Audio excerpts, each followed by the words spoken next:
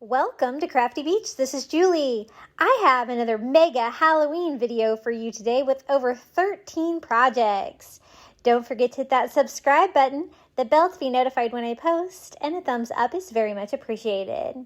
Okay guys, our first set of DIYs is going to be these Dollar Tree front porch Halloween DIYs.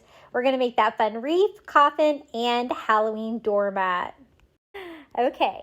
I'm going to make some projects for my front porch. So first I want to make a wreath. I'm going to use one of these wreath rings from the Dollar Tree. This is the large one. I love the size for the front door because it's going to give us a really significant size wreath. And I thought I would try the technique where you weave the wreath with rope. So I'm going to use this rope from the Dollar Tree. I just grabbed 6 packages of this rope. This is the kind of the larger rope that they sell. And I thought 6 packages might be a good start. And you know what? 6 packages was absolutely perfect. So I am just starting my wreath by gluing that rope to the inside of one of those crossbars to try to get it attached to the wreath first so that I can start weaving.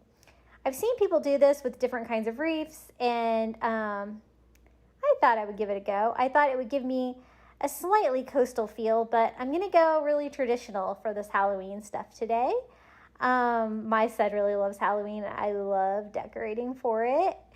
And so I am just trying to get that started. I'm kind of gluing it to itself. I also added just a piece of twine just to make sure. I wanted that to be really good and attached, and I didn't really have a lot to glue that to, so that got us started. And this is how I'm going to do it. So one way I went over the middle bar, the first way I went under, and I'm just going to keep alternating that. So make sure you leave the little plastic tape pieces on the end of your rope though, because that's going to make sure that it does not fray when you do all of this weaving. So basically that's all there is to it. You just go under one way and around, and then over the other way and then under. And you just keep going back and forth. Now I don't want my wire to show on my wreath. So after I get it on there, I kind of pull it tight and then I kind of push it tighter. I want to get as many as I possibly can in one of those little quadrants. So when I get to the end and I think I can go to the next one, I push it to see if I could fit like an extra row in there, and that just helped keep it really tight. Now, this is about how far one of those packages of rope from the Dollar Tree go on this large size ring, and I am just hot gluing that back to the rope itself, and then I'm going to start a new package. I found the best way to do that was to glue them side by side, going in the same direction, and then I can go in, and from the front you won't even know that I started a new rope, and it gave me a seamless transition. Now I know this was time consuming, so we're going to put it into super speed Julie mode here and put on some good music. I put on something I wanted to watch on YouTube and just start weaving away. This does take a while. I think the total footage for me wrapping it was like 45-50 minutes. So it's kind of fun. It's kind of just one of those things that you do, and it's kind of enjoyable, but it is time consuming. You can take a little break every time you start a new package of rope though, because you do kind of have to wait for the hot glue to dry on the end piece and the beginning piece, but just keep weaving, and look how beautiful this turned out. Even my husband gave me a nice wow on this wreath because it is so pretty. I love it. I can't wait to try this technique on other wreath forms. I have like the football one. I have pumpkin ones. Like, it's limitless. And you don't even have to do it with this kind of rope. Okay, we got it all wrapped. Now I'm going around with my lighter and I'm just burning off all the extra fibers, cleaning it all up. There was a lot because there was a lot of rope. So 6 packages exactly filled up this wreath perfectly. So total invested now $7. Then I found this great wreath at the Target dollar spot. It's not a wreath, Julie. It is a tree. Haha. It is one of those black felt trees from the Target dollar spot. I believe it cost $5. It was in a pot, as you could see, and I just pulled that out. It's the perfect size for my wreath, and what I was going for was like a spooky forest. So I'm gonna try to find a way to attach that stem to the bottom on the inside, but I want all of my branches to be on the outside so that I can glue those to the top of the wreath. And so I am just going in here with hot glue, and then it needed something more. So I'm just using an extra piece of rope I had laying around, and I'm using that to help glue it down. Just kind of going around, trying to give it something to be glued to on the front and the back, and then gluing that rope down onto the other rope too, just to secure that, because I don't want this little tree to fall out. And again, I got this tree at the Target dollar spot.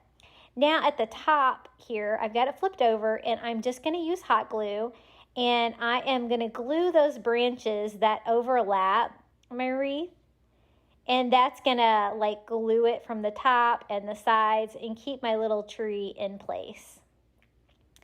And this tree is really pretty. I'm really glad I picked it up. I had no idea what I was going to do with it, but I'm so glad I thought to use it on this project, because I think this wreath is probably my favorite wreath I've ever made. It is so pretty. So any ones that like overlap, I am just gluing that down, and that's going to give me enough stability on this little tree.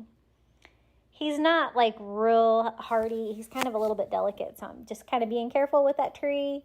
And now it's time to decorate this wreath. I thought I could use some of these little bats from the Dollar Tree. Yes, they're covered in glitter, and I hate glitter, but maybe for Halloween I can look past it, because I didn't really want to repaint these, and I think it's okay. So I think it'd be fun if they were on the sides of the wreath on this one side, kind of making it look like they're flying away in unison. I had 2 packages. I ended up only using one of those. And then I thought it would be fun to add some ghosts. So I'm just kind of going through my stash, seeing what I have. And I have these little wood ornament ghosts from the Dollar Tree, and I think they would be perfect. So what I end up doing is just pulling the clips off of all of those bats. I'm going to use 4. And then just using hot glue to attach that to my woven rope wreath. Kind of all flying in one direction, kind of flying away. And I don't even mind that they have glitter on them. I know, crazy. And then I thought I would add a word on there too. I got some of those metal words from the Halloween section at the Dollar Tree, and I'm just trying to figure out which word I want to use. They have haunted and they have spooky, and I'm kind of going for both of those vibes. So I went back and forth about which word I should use. There's also a beware in there. And they're great signs. You can leave them metallic like that, but of course, you know, I'm going to paint it. And then I think I want like maybe 3 little ghosts in my little spooky forest tree. And so I'm going to paint, I chose spooky, that metal sign with ivory antique, no, it's not antique wax. I can't talk today. Ivory chalk paint by Waverly. And I'm going to use that color on all of my ghosts as well. And I'm just going to go ahead and leave the holes on the top of those ornaments, because I'm going to use that to tie them onto my tree. Now, the spooky metal sign, it did paint, but it did take quite a few coats to kind of get like a bright ivory color, and none of the metal like showing through. And so I'm just touching all of those up with another coat of that ivory chalk paint and drying with my heat gun. I really struggled coming up with an idea for this wreath, but man, I think I really did a good job on it. I was looking at wreaths on Etsy, and I was blown away by how much people charge for these handmade wreaths. I couldn't believe it. So this is definitely going to be a deal with my Dollar Tree and Dollar Spot items. So I'm going to use some of that twine that came with the little ghost ornaments and just use that to tie my little ghost on to my wreath. cutting off the excess twine. I'm just going to put that one on a branch. And I just kind of want them to kind of be in the middle, kind of over on the left side of my wreath, since I have the bats on the right. So I'm going to tie this one here to this tree. And those two are kind of going to be kind of dangling, super cute. And then the last one, I'm going to kind of do this one kind of over more to the side. And so I'm going to actually use hot glue to attach him so that he does not fall off. And the other two can kind of hang in the tree. I think that looks fun. And then I'm going to attach that little word spooky up in the top left corner there where I don't really have anything. Just kind of off to the side. Just making sure there's no wet paint on the back of that. And I think that looks pretty cool. And I really like this black and white color scheme. I'm going to use this a lot today to decorate my front porch for Halloween. Okay, your girl's going to try and make a bow. So I got this wonderful buffalo check black and white ribbon from the Dollar Tree the other day. It was in with the fall stuff. And I'm going to use the whole roll because I'm going to make like a great big bow. So I just squeezed a tail and then I'm just going back and forth doing loops. No need to twist. It's the same pattern on the front and the back. Until I can't do any more, I want an even number of loops. And then I'm just going to simply use a zip tie to cinch all of that together. Pulling down my two tails in the same direction and cutting off that extra zip tie. Then I'm going to put both of them together, fold it through, and dovetail both of those at the same time with my scissors. And this is great wire-rimmed, really nice, thick ribbon. And so I'm just shaping that into a big fluffy bow, and that is going to go on the bottom of our little bat and ghost spooky wreath. And then I'm just going to attach that with some twine, and I'm going to tie that off. And I can't believe how much I love this wreath. It's so cute. Oh my gosh. Look at it. So the only thing I have left to do is to make a hanger so that I can hang it on my front door. And again, I'm just using some of that thicker twine and just tying it off and just making a simple loop. And then I found this at the Target dollar spot for $3. It says, "Hey Boo." The other side's got a spider web and it's perfect for my color scheme. And I'm going to put this on the bench in front of my house. Okay, it's time to make a doormat. Now, this is one of these Style Well doormats from Home Depot. I've never used one of these before, and I do make mistakes here today, but we learn. So I've been recommended to make a doormat with one of these because they are polyester and they're perfect for sublimation. If you don't know what sublimation is, it is a process where you take ink and you heat it up and it transfers into the material. It's really cool. You can use like an expensive like Sawgrass printer to print this out. I just converted an Epson. I will post a link below to the printer because I do have a new printer. I bought it on Amazon. Just so you can kind of see, you need specific Epson. You can't just do any Epson. It has to be one of the older ones because they've updated it where you have to use Epson cartridges and so much stuff. So basically you have to use empty cartridges because you have to use sublimation ink and you also use sublimation paper. So I have the large format one, so I was able to print out my image that I designed on Canva all on one sheet. Then I'm just going in here with my Cricut Easy Press and pressing that at 400 degrees for 1 minute. Now, I went really big on this design and I went too big because you'll see I do have some errors on here. So it was definitely a learning doormat, but I really like how it turned out. I've done this before on the core doormats and it worked but faded quickly. So I found that once I did it, I would have to go over it with a paint pen and paint it, and that did work well. And I really like the core doormats on the buffalo check mat under it. And I'm just going to try to do the same thing with this one because it's highly recommended. Now, what I did wrong here is you see the little black ridges. Those are made out of rubber and they are raised. So when I'm moving my Easy Press around, I'm not getting consistent pressure on the mat because see how I'm kind of up on the sides? And you'll see what happens from that here in just a second when we pull off our sublimation paper. And that was just butcher paper, and I used heat tape to attach that. And you can see there's like along the bottom, it's not like evenly black, and there's a few areas of the house that's messed up because it didn't get even pressure. Now I'm going over it with just some spray polyacrylic to try to brighten that up. That always seems to help when I use sublimation on things like this, and it did brighten it up, you can see. But I do have inconsistent coloring there, so I'm drying that polyacrylic. And I will share the link on Canva for this image if you want to do one yourself. I'll take out my last name there though.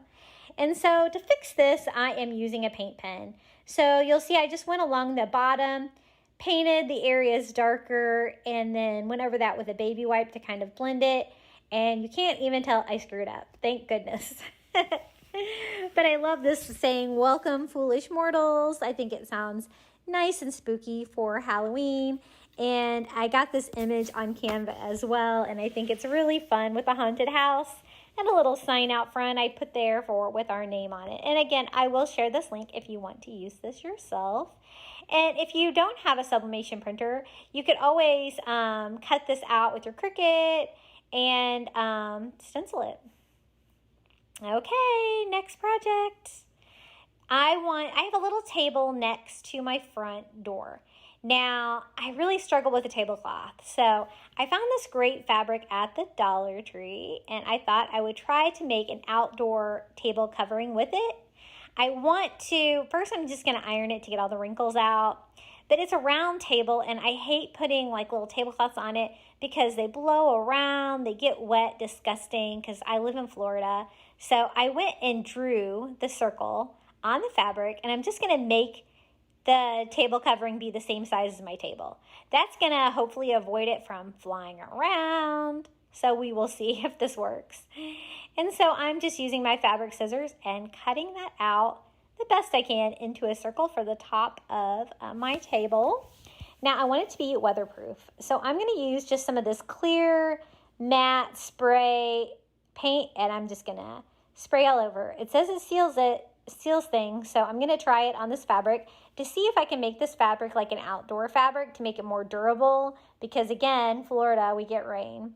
So I put a coat on there and dried it with my heat gun, and I'm just doing one more coat, and this made the fabric nice and thick and durable feeling. I think this might work.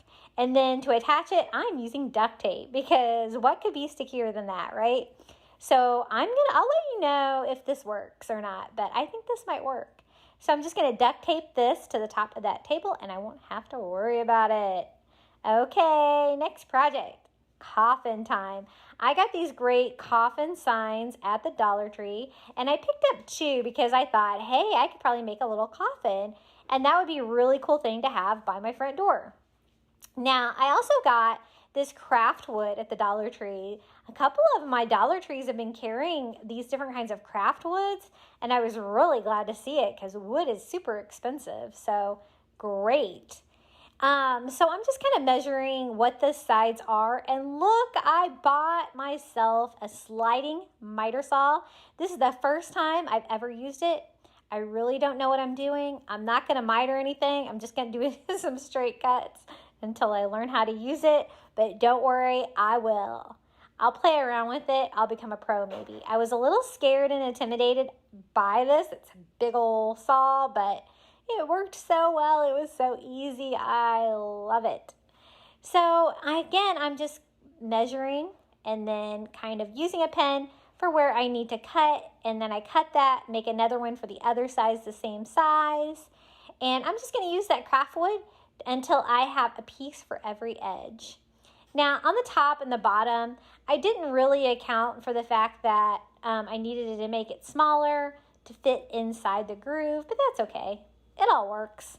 And I'm just going to attach it with hot glue. So I put a bead of hot glue on there, and I'm just going to put my craft wood on there. And again, like the corners there on the sides of the coffin, I really should have mitered those. I didn't. So I just fill in the gaps with hot glue. I'm like, it was my first time using the saw, right? So I'm going to attach the other side of my coffin. And this is what I mean. That doesn't fit in there because I cut it a little too long. But I'm just going to glue it to the bottom and it'll just stick out a little bit and provide a base for my coffin anyway. So no big deal. Now here's where I get like the kind of the opening. It's kind of weird because I didn't miter that. So I will definitely learn how to do that. I got a sliding miter saw because I thought that would be more flexible. Like I would be able to cut like wider things. And I have an old bed that I'm going to cut up. And oh man, I'm excited about my new saw. So fun. I had to clear out a spot on my workbench though. So that was challenging. So I'm just going around and attaching all of those with hot glue just to one side. Now, this coffin sign is a two-sided sign. One side says welcome and one side says trick or treat. So I'm just going to do both of the signs going the same direction. That way it will make it a two-sided coffin. So I'm just making sure it fits. And then I'm just going to go put a bead of hot glue around all the edges of my little creepy coffin. This is a really great size to go on that little table I have by my front door. And it's going to be a nice, fun sign to welcome people. So that's the gap I was talking about on the side. I just filled it with hot glue. I'll learn how to miter eventually, I'm sure. And then I am just going to paint the sides. And this color is Ink Chalk Paint by Waverly. And just kind of make that go in with, match better with the front and back of the black coffin. And we have a little coffin for our front door. You could even be extra with this. Like you could put like, little brackets where you could like open the coffin and stuff like that. But I'm just using it for decor. So it doesn't need to be like super functional. And so I'm just going around all of my edges and painting them in that ink color. And this turned out really cute. It was so simple to put together. And we have trick or treat on one side and we have welcome on the other. So trick or treat, I can change it for Halloween. And it's final reveal time. Here is my little spooky ghost and bat wreath. I absolutely love this thing. Look how cute it is. And I used all supplies from the Dollar Tree and the Target Dollar Spot. Everything was Dollar Tree except for that tree, which was Target Dollar Spot. And it's so fun. Look how cute. And I love the rope technique for the wreath. It's so pretty. Just a small touch of coastal. And here's my little Hey Boo pillow on my bench that I picked up at the Target Dollar Spot. Adorable. And here's my doormat. Welcome, foolish mortals. But I kind of messed it up a little bit. I did sublimation, but I fixed it. It looks pretty good. What do you think? And then last but not least, we did our little coffin on the table there next to my mat. And I have it turned where it is going to say the word welcome. The other side says trick or treat. And it's really fun. And here is my little table covering, how that turned out. I cut it to size with Dollar Tree fabric and then sprayed it with some clear matte spray paint to seal it. And I love the two-sided part of my coffin. And I got to use my new saw. So super exciting. So this is what it looks like the other way. Trick or treat. Are you guys excited for Halloween? Okay, on our next set of Dollar Tree Halloween DIYs, we're going to make these awesome haunted houses. My favorite is the haunted beach house. Hey, haunted houses. Check out these adorable little doll houses from the Dollar Tree. I got two to put together back to back to make a haunted house. Just removing the tape from inside the door, and then I'm going to paint them black with spray paint for plastic. And just kind of all over and a little bit on the inside. I got another two of those houses. I'm going to do a second one. I want to do two matching haunted houses. And so I'm going to spray those black as well. In hindsight, I wish I hadn't spray painted them because I live in Florida and spray paint just never dries here. So, lesson learned. I thought it would be easier to get a solid coat over those bright colors, but I kind of wish I would have just used chalk paint because it was sticky and the paint was coming off for me.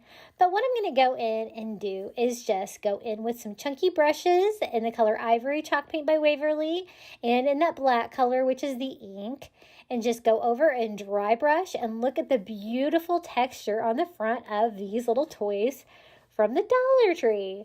I got this idea. I've seen lots of people make haunted houses out of these signs in some Facebook groups, and I thought I would give it a try. Now I'm going to go traditional on this one. It's going to be a very traditional black and white creepy haunted house, and I like the architecture of this particular toy house to be the creepiest. So the first set of these, I went in and dry brushed the ink, the charcoal, or the elephant with the gray, and the ivory, and really took my time. And then this one, I just went back and forth with the ink and the ivory, and it turned out exactly the same. So I'm showing you that one because that way was way easier. It's just the dry brushing brings out all that beautiful texture. Then you got to figure out how to get them together. There's little clips on the side, but they're tricky because you're trying not to break them.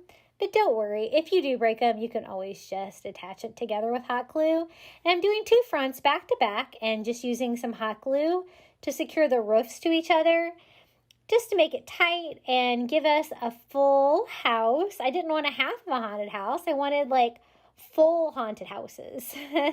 So then I'm just going to distress a little bit to cover up the area that I just glued and kind of messed up a little because, again, I spray painted. I knew better. I let it dry too, and it just wouldn't dry. So I think the humidity is just too high here all of the time because I never can spray paint. So that's what our little haunted house looks like. It's super cute. So I have it ×2, and then I need a base for my little haunted house. And I thought I would use some of these little bamboo cutting boards from the Dollar Tree. I have too many, and I use lots today, so great news. I need to get rid of some of them. But I'm going to make the base look like dead grass, but I don't want this bright wood showing through. So I'm just going to go over with that elephant gray chalk paint by Waverly and just do one coat of the chalk paint just to darken those little cutting boards a little bit. And I'm also going to go around and do the edges on both of them. And these are the perfect base for something. They're heavy, they're straight, they're thick, and they're perfect for these haunted houses today. And these two haunted house projects, I'm doing two because I'm going to do one on each side of my TV, and I want them to be kind of symmetrical. So that's why I'm doing two the same. And I'm just going to attach those with our base with just a little bit of hot glue. And I'm just going to glue those kind of to the center of the cutting board. And that's going to give me a small base where I can make a yard for our little haunted house. Now, since there's two fronts on here, you can make it where it sits on a table or something and you can see it from both sides, and it would be super cute on both sides. Where I'm going to put it, you're only going to be able to see it from the front, so I am only going to really decorate one side. But to make it look all spooky, I'm going to use some of the Spanish moss from the Dollar Tree and just hot glue that moss around in sections until I cover the base. Now, I thought Spanish moss would be perfect because it's going to look like the grass is all dead and nobody cuts it. And so it gave my perfect haunted house feel. I thought about putting a fence around it. There is kind of a built-in fence on the house for the porch. And then I thought it would cover up the decorations that I use. So I decided against it. But a fence around it would be kind of really cute too. So that yard looks pretty good and covered, and I'm going to go in and do the same thing to my second house, just working in sections at a time, and it's pretty easy to glue down that Spanish moss. Now, my husband saw these a while ago, and he said, well, those are store-bought, and I'm like, no, they're not. I made these. He was surprised, actually shocked when I told him that these were little toy dollhouses from the Dollar Tree, because they don't look like they cost $1 for real. So once I get all my Spanish moss on there, I'm just going to give it a haircut with some scissors just so it doesn't like hang out all over my base and cleans up the edges and gives me a nice rectangular shape. And if you're working with this stuff, be prepared because it is kind of messy. But look at that spooky feel it's giving me with that paint job and that moss. Now time to decorate. I have these wood stickers from the Dollar Tree, and I thought the bats and the spiders were perfect. Now, the bats are natural wood. I thought they were too bright, so I'm just going to do a very quick stain with some Antique Wax by Waverly on all 4 of my bats, and I'm going to use those to decorate my little haunted house. I do go ahead and kind of make them symmetrical. These stickers have like a little double-sided tape on the back, and I'm just attaching the hot glue to that sticker to make it stay a little bit better than just the sticker would. So I'm just kind of arranging my little wooden bats on my roof of my little haunted house. And then I'm going to go in and do my other house, and I'm going to do it in a mirror pattern. Just because they're going to be next to each other kind of, but separated. And I thought it'd be fun if they were just kind of mirrors of each other. But basically, I'm going to decorate them the same. Then I thought the black spiders were perfect. So I'm also going to use those just on the house to make it look creepy. Like there's a black spider attacking the house. I kind of wanted to use the witch, but it was covered in glitter, so I decided against it. Now, I needed some tiny skulls, so I'm just using these skulls off these bows from the Dollar Tree. They kind of fall off anyway, so you might as well. And they were the perfect tiny size for a haunted house. Finding things tiny enough to decorate these things was definitely a challenge, but look how spooky and cute they turned out. Now, you'll notice that these doll houses from the Dollar Tree are different. They're white with the pink roof, and they have a totally different architecture than the first one. I chose the first ones because I thought those were really creepy, and it gave me that really spooky decor. But this house, I feel, is a little bit cuter, so I thought this would make a perfect haunted beach house. Now, I'm just removing the tape from inside the door, and I'm going to spray paint these as well, but this time with this beautiful sea glass color. Now, once I get that on there, I'm going to go in and distress with a chunky brush, just alternating between 2 different chalk paints by Waverly there in the color Agave and in the color Pool. And just kind of going all over and kind of fixing the paint job from the spray paint, because again, I shouldn't have done that. But I spray painted all 3 of them at the same time, so no lessons learned. And going all in, they have these cute little windows and stuff that you can pop out. The door opens and shuts. So when I spray painted them, I had the doors slightly open on both so that it didn't really get glued shut with the paint. And then I am just going in, getting it distressed how I like. Now I need to attach them together like I did the first one, and it's a little tricky, but you can pop those together back to back, and we're going to have our little beach house. Just going to use some hot glue to glue the 2 roofs together to give us a solid full house. And one of my viewers on my post today put, "Oh, I can't wait to see a beachy haunted house." And I'm like, "Oh, how did you know?" I couldn't resist. I had to at least try it. So now I'm just going in and distressing all over to repair any damage from me touching the spray paint, even though it should have been dry. And then I'm going to go in with Ivory Chalk Paint by Waverly and one of those chunky brushes and distress all over to bring out the cute little design on the house. Now, I decided I want my beach house to be on stilts. So I thought that would totally add to the effect.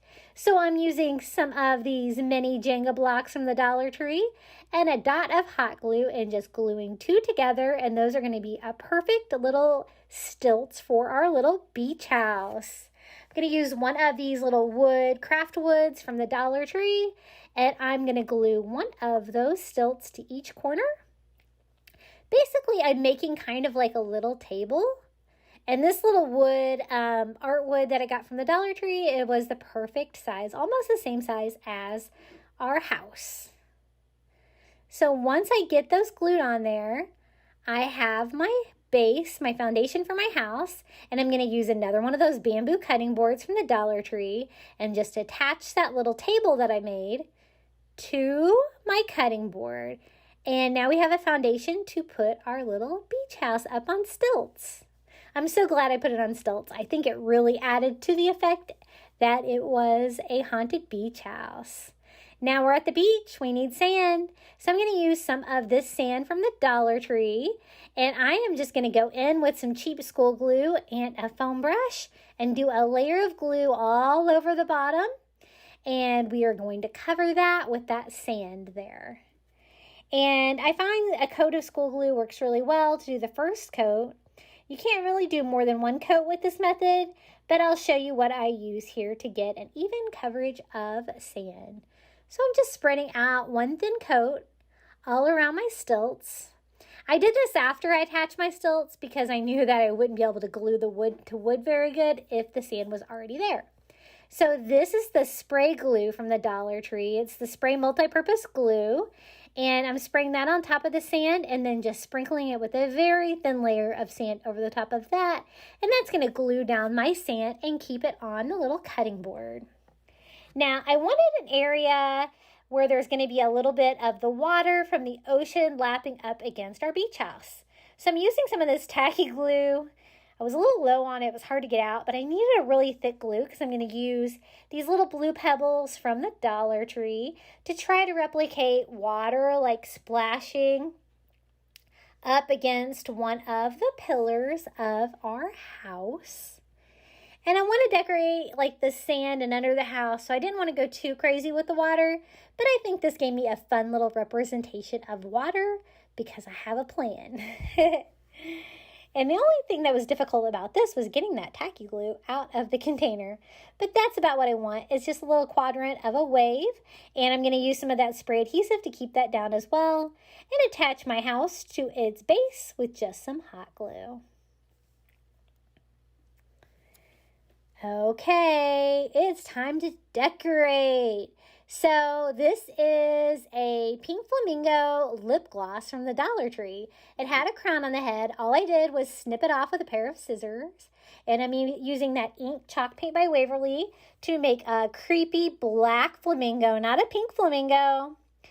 And I thought about doing the skeleton on there, but I really didn't think I could pull it off. So we're just going to do with creepy black flamingo.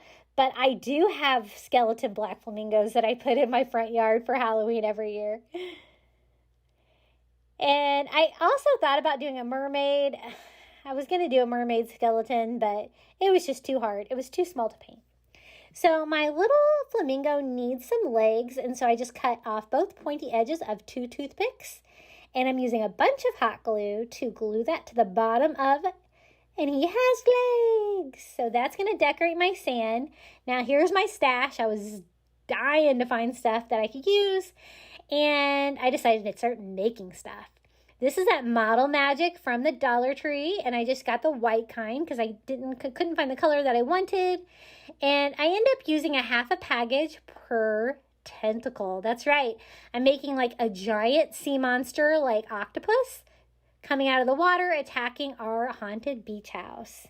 Now this is just a retractable pen that's retracted, and I'm using it to carve the little tube feet into my tentacle. And I'm going to have this one like coming out straight up out of the ocean. And I'm going to make 2 more tentacles. Now, I leave them white until I get them on the house and let them dry for a little bit. They were still kind of wet when I painted them, but I knew I needed to bend them and such, and so that's why I didn't paint them first. But hopefully they will harden up. If not, they're on there pretty secure. So that one's going to be in the corner. It's going to be lightly touching the beach house. And then I'm going to make a third one with another half of a package of that Model Magic and just roll it together, making one end pointier and then going over with a pen, and we have a tentacle. They were actually way easier to make than I could have imagined, and I fulfilled a challenge to my son who really wanted me to use a sea monster in my Halloween decorations. And a haunted beach house, of course I need a sea monster, right?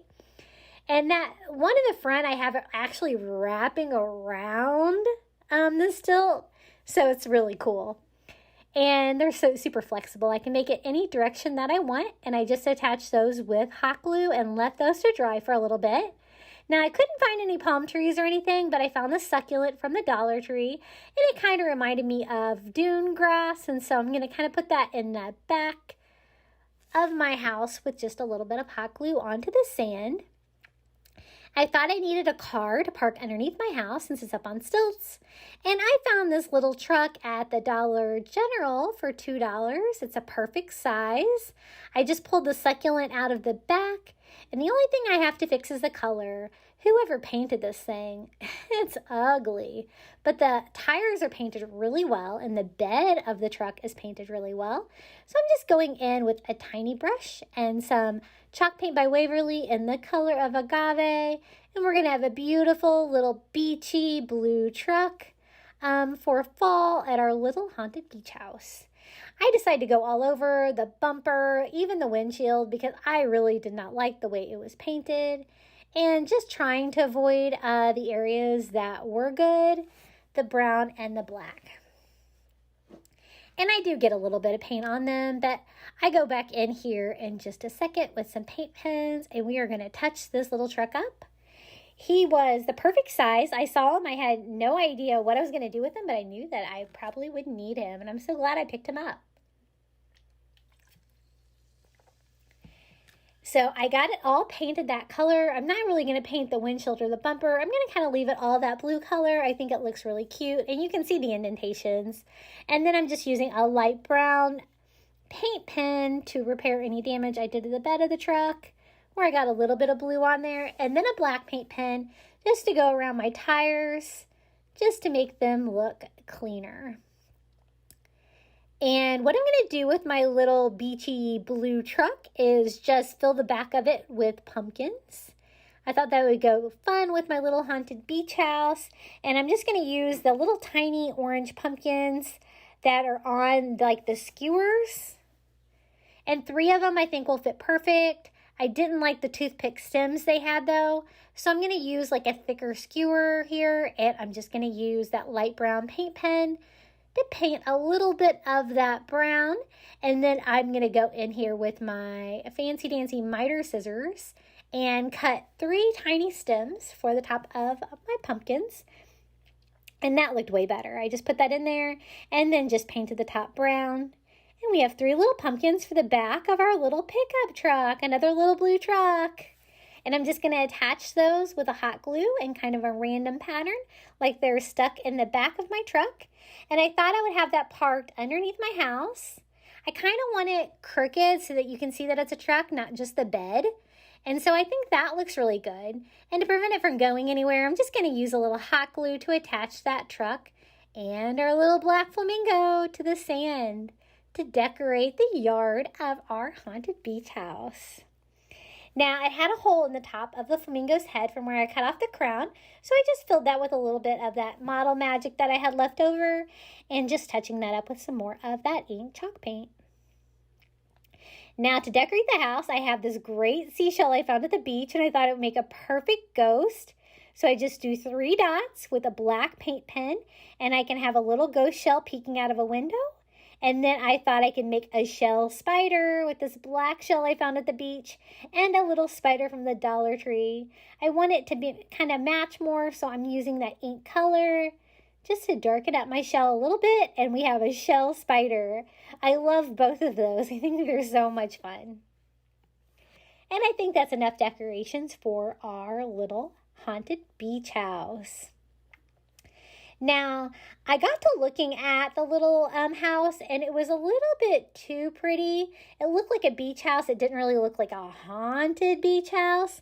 So I'm just going to distress it with some antique wax by Waverly and a dry brush and kind of go all over and make it look older, a little bit creepier, not quite so pretty.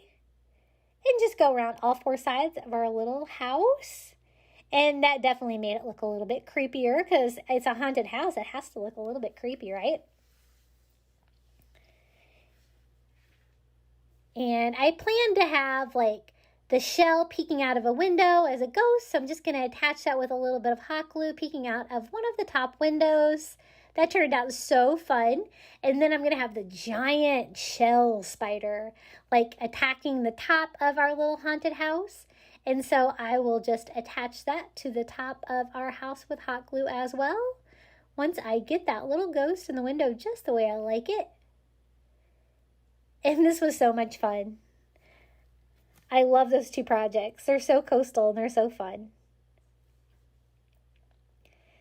Okay, there's only one thing left to do on our haunted beach house, and that is to paint our little sea monster. So I'm going to paint it this pumpkin color chalk paint by Waverly. This is going to match those pumpkins, a very Halloween color. It's also a great color for a giant octopus, right? And so I'm going to go in with a tiny brush and paint our tentacles. Now you'll remember that I stamped the tube feet on there with my pen, and so I don't go into the edges or to the grooves of those circles because I want you to be able to see the tube feet. So I just kind of quickly paint over that part, and so you can kind of still see the little white circles. And I have to be really careful not to get too much paint on the blue rocks or the house.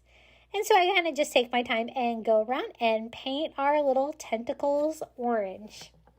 Now, this haunted beach house is my absolute favorite. It took a lot of creativity and thinking, but man, it really turned out great. I'm just going to go in with some agave and paint that base blue too, so it matches in with my house and doesn't look like that natural wood that it was. And that is the final step in our haunted beach house. Look at that. Oh my goodness, I love it so much. It's so fun. I can't wait to display this. Okay, up next is one more haunted house. I'm going to use these little wood haunted houses that I got at the Dollar Tree and some of these rulers. These are the 2-pack of rulers from the Dollar Tree that have the stickers on the front. They're a great source of wood. And I am going to build a little 3D wood haunted house using these supplies. Now, the ruler is the perfect width to fill in all of the gaps. And so I'm going to use my new miter saw. I love it. I don't know how to use it, but I love it. I got lots of practice here, cutting ruler pieces into all of the walls and roof lines of this thing. It was a little bit more intricate than I thought, but it definitely turned out pretty cool. So I wanted to do a different feel instead of the plastic that I was using on the other haunted houses. I want this haunted house to be a farmhouse, like a farmhouse country haunted house. And I wanted it to look really rustic, so I wanted to make it out of wood. Now, this has lots of roof lines. So I'm just kind of measuring one piece at a time and then going in and attaching that with a little bit of hot glue on the ends and the sides. And so I do like the original roof, but it also has the two turrets coming out of the top. You could kind of leave those, but I'm going to be extra and do all of it. So I cut a side to each side of my turret, and then I also cut the roof for that as well. And I'm just taking my time and putting this together kind of like a puzzle. And it was kind of a really fun project to put together. I like the vibe that it turns out. And you could make it bigger by using a wider piece of wood in this project. But this, I have both the bases together, so kind of everything matches up really nice and you don't have to do a separate base. And I think it ends up being wide enough. And so I am measuring the little roof pieces. The only trouble I had up there was when I was gluing down my ruler, I was using the little raised part on the inside. And so that prevented the roof lines from matching up perfectly. But that's okay. I just filled it in with a little bit of hot glue, and I have plans for our little haunted farmhouse roof as well. So 3 rulers was perfect for this project and fills in all of the sides. I just have one more little piece of roof left here to cut and glue in there, and we have a farmhouse. Now, I didn't use a lot of hot glue there, so I do want to clean it up a little bit, so I just go in there with a sanding block and try to sand off any excess glue and make that a little bit smoother surface for me to paint. So when I was thinking about this, I was really farmhouse. I want to do ivory and black is what I was thinking. So I'm just going to go in and paint my entire haunted house here with the ivory chalk paint, and including the base. So I'm just going to do the sides, the roof, and the front and the back in this ivory color. I end up not liking this color, and I do kind of end up changing it, but this project did take me a little while. But I got it exactly the way that I was envisioning. So just going over all of this with a coat of that ivory chalk paint, you can still kind of see the hot glue in some places, but it's going to look all rustic and distressed, and no one will ever know. You can kind of see there what I had to do. Like, it had a basic like house roof, and then it had like a turret on the left and the right. And the last side is going to have two fronts, just like my other one. The only thing I do different on this haunted house is I decorate both sides. So it is a decoration that you can use and see from both sides. Then I want to distress it, of course. So I'm just using agave. At the end, you never see this color because I do change it a little bit. But when I started, I was thinking coastal farmhouse. But you know how projects evolve sometime? And this project ended up into a haunted farmhouse. No coastal. So I get that all painted, and then I wanted to stress it a little bit. So I'm just using some antique wax by Waverly and trying to darken up the windows and the doors. I thought about putting like colored paper behind the windows or pictures or something like that. But I kind of liked it all open, including the door, because it made it look like very vacant, like a vacant farmhouse, to make it look a little bit more haunted. Now, I'm going to use some of these cookie sheets from the Dollar Tree. You get 2 to a package. They're a really thin foil cookie sheet, but they have this great texture, and they're so thin and easy to cut. So I'm measuring how wide a strip needs to be and just cutting a strip of that cookie sheet. And I'm going to cover all of my roof with this cookie sheet, and it's going to give me a fun little metal roof. Just attaching that with hot glue. The metal gets hot, so use something to push that down. And I'm going to do the 2 little soffits first. And then the other roof was a little challenging, but I do get it to work here. So I'm doing just the underside roof here. And again, just attaching that with hot glue. I'll end up doing that on both sides. And then there's a little area in between the 2 soffits that I will need to cover with the metal as well. This gave me the illusion of a metal roof. I'm not going to leave it like all super shiny like this, but this is how it starts out. Now that little piece in the middle, I just kind of cut a little piece, put it in there, bent it. It was too long, but that's okay because I'm just going to go in there with a X-Acto knife and just cut off the excess, and all of our roofs have metal on them.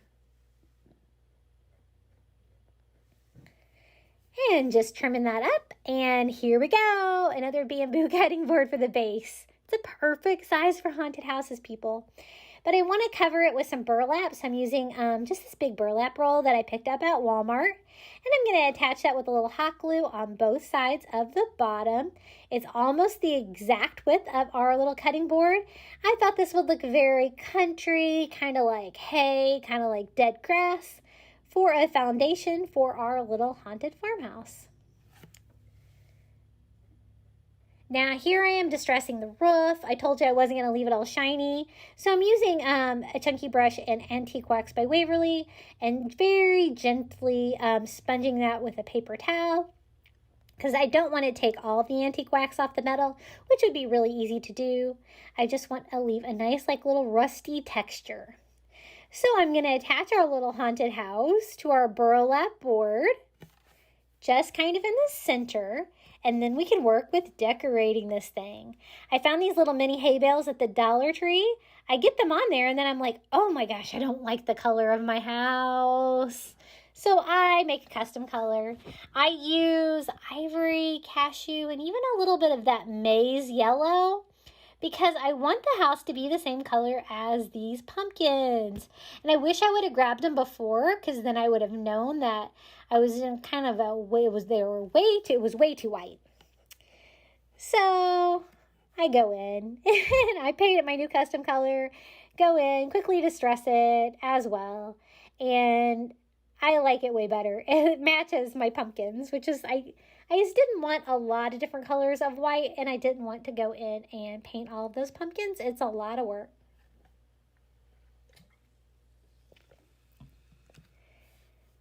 Once I get it how I like it, I'm going to attach those mini hay bales again.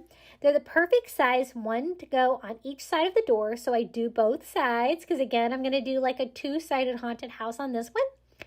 And then you couldn't really see, you know, where I had to find the edges of my windows with my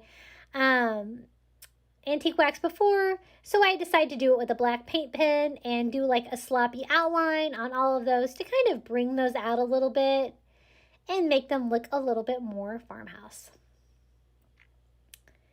And then distressing them just a tad.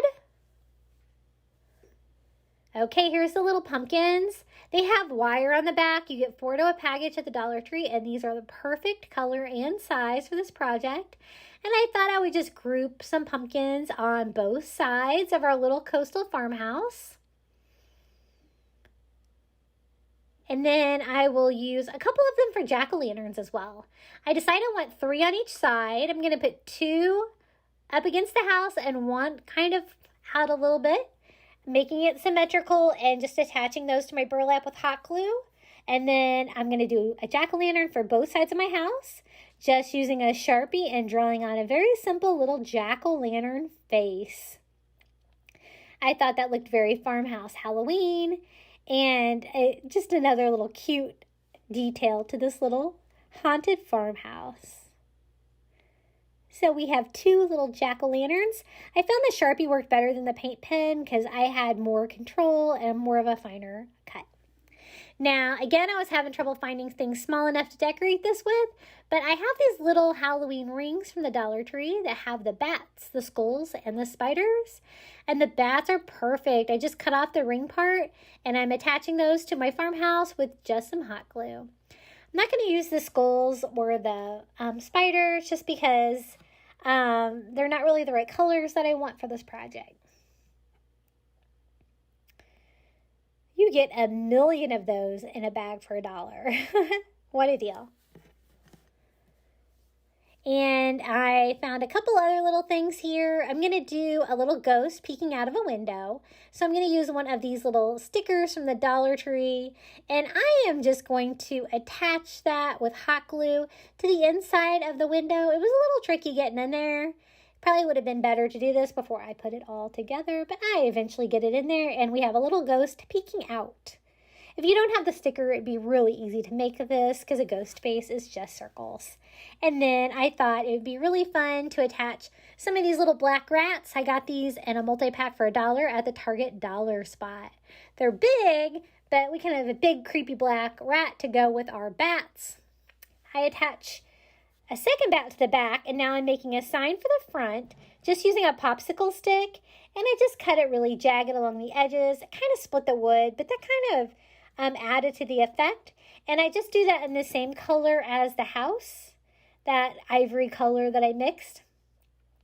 Now I decided I still needed more detail, so I'm going in and outlining the windows and doors again with my black paint pen, and this time I decide to go in also outline all of the roof lines and the sides of the house, just because I felt like I needed more black. I needed more contrast to make this look a little bit more farmhouse.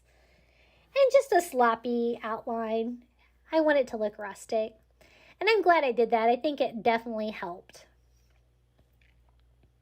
So one side is going to have the 2 bats and the jack-o'-lantern and the rat, and the other side is going to have 1 bat and this little sign. And I'm making this with a Sharpie too. I'm just writing beware on that and kind of a creepy font. And I'm just going to glue that on the front of our little haunted farmhouse. And then I decide I want to use my black paint pen and just do that front and back edge on my cutting board just to bring in another little element of black. And that is all there is to it. Final reveal time. Here's our spooky, classic black and white Halloween haunted houses using all supplies from the Dollar Tree. We got bats and spiders and skulls, and look how creepy looking that looks. It was so easy. And my favorite, we have our coastal haunted house. We have our little ghost shell, our shell spider, and our house is up on stilts with black flamingos, seagrass, a little blue truck filled with pumpkins for Halloween, and oh no, it's being attacked by a sea monster. I had so much fun putting my haunted beach house together. I couldn't find anybody that ever done one before, and so it was just straight ideas. And here is our little haunted farmhouse. Looks very country and rustic and white and black. And I think it turned out really cute too, with a little metal roof. Which project was your favorite? Do you like making haunted houses? Okay, up next are these adorable sea witches for Halloween made using supplies from the Dollar Tree. Of sea witches. So I got a few items from the Dollar Tree. I got this traffic cone from the Dollar Tree, and I thought that would be the perfect size for the body of my little sea witch. And it is this bright orange color. Now my plan is to put like burlap and creepy cloth over it, and I was afraid that this bright orange color might show through, so I'm just doing a quick coat of ivory chalk paint just to make that kind of white. So if it does show through the fabric, it won't be as noticeable as that bright orange cone. When I first bought this orange cone, I was thinking witch hat, but it does kind of have a blunt point at the top instead of a pointy point, and so I think it kind of works better for this application. Now I'm going to use burlap. I got this huge roll of burlap at Walmart, and I am just going to take a strip long enough to go all the way over, and I'm just cutting the edges off just so it'll kind of blend in together a little bit more. And then I'm just going to tie that on the top of my cone with some twine. Now, if you had a big enough piece of fabric that you could drape over this, that would look cool. I didn't have anything. And you could also use the burlap ribbon from the Dollar Tree, but it's about half the width of this. So this works a little better. I ended up using 4 pieces, all about the same length. And I just kind of crisscrossed them until I covered like all the different edges of the base. And this is going to be like part of the sea witch's dress. I got the little head is part of a witch display from the Dollar Tree. The head is kind of cool. The rest of it's not so much. So I thought, what could I do with this cool witch head? I really need some witches. I haven't made any for Halloween this year. So this is my last piece of burlap, and I'm going to do like the remaining side here and just tie that off. Then I'm going to tie it off a little bit lower, about halfway down the cone, and I'm trying to give this cone some shape, kind of like it is a person. And I decide one more piece, I'm going to tie it off down here at the bottom too. And that's going to give me the base for my witch. And this is pretty durable. I think I could probably put it outside even if I wanted to. And I just kind of trim up the bottom just a little bit. And this is that little witch head. It comes like attached to these wires with foam on them for arms. And then it had all kinds of like cheap cloth all over it. So I'm just removing that, and it leaves me with this ugly little green head. And I decided to go ahead and leave the arms on there because I think that will help the shape of my body on here and make her not too skinny. So my plan is to attach her to the top of the traffic cone just like that. Now I was worried about gluing the head to the fabric, that it would not be strong enough. So I just use a pair of scissors and I trim my fabric and get back down to the traffic cone in there so that I can glue the plastic directly to the plastic just to try to make her a little bit more sturdy. And this actually worked pretty well. So just putting hot glue on there and attaching my little plastic witch head. These Sea Witch projects turned out so cute. I kind of had a vision for this one, and it really turned out exactly what I was thinking. So just letting that dry on there, and that's what it looks like so far. It was kind of hard to show you this one a lot because it's so tall. So I cut off another piece of burlap for the front of her dress because that part's going to be visible. And I end up putting it underneath of her little arms. And then I just use hot glue on each corner to attach that to the front of her dress. And that way the front of her dress will be pretty, all one piece of burlap and kind of flowing out. And then this is what I'm going to use for her cloak. I'm going to use one of these creepy cloths from the Dollar Tree. I kind of thought about using fishnet from the Dollar Tree, but I thought this would give better coverage over everything that was going on down there. So, first I decided it needed sleeves too. So I'm just going to cut 2 more pieces of burlap for the sides, and because I was afraid that you'd be able to see that white foam through my cloak. And so I'm just going to attach it on the corners like I did with the front of the gown and have it just drape over the little witch arm just to give me some more fabric and kind of make that flowing. I don't really want it to cover that front piece that I just put on there. And so I only glue it about halfway on this side. And then I go back and I hot glue it open, kind of like the top of a cloak would be. Like that. And I'm just going to let that drape over the arm. And then I'm going to go in here and do the same thing with the other arm. So I'm going to glue that corner on. And then glue it to the front. And then I'm going to fold it over and then glue that side back.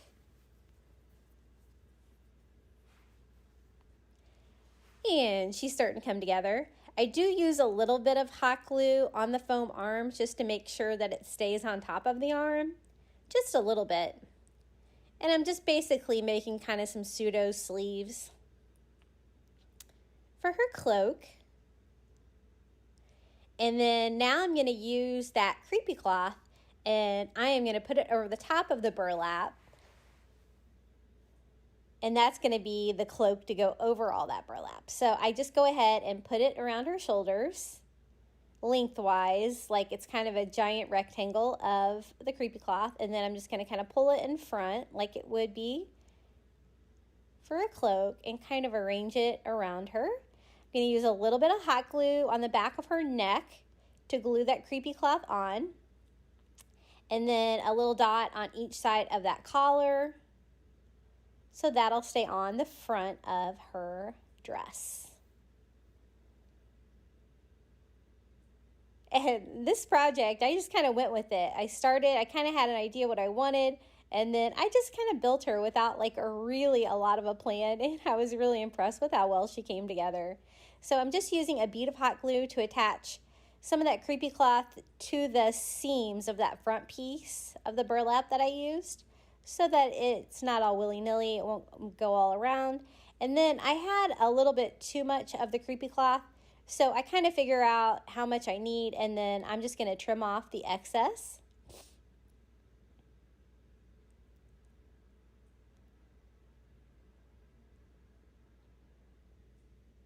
Until it looks pretty cool. And then I'm going to take that extra fabric and kind of drape it over again, her shoulders, just for a little bit more coverage.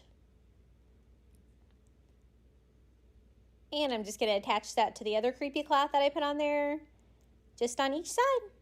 Okay, it's time for some witch hair. This is one of those hula skirts from the Dollar Tree. This is the child size, and I actually just picked this up the other day. One of my Dollar Trees still has these. And I thought this would be the perfect hair for my sea witch. You could also use raffia, but this is just so much easier to work with than raffia because it's all tied to the string at the top. Now I only need about half of it. It will be the perfect diameter to go around the top of my little witch head. So I'm trying to like figure that out here. And then what I do is I just tie it into a knot, and then I have a circle of raffia with a little gap in the front for her face.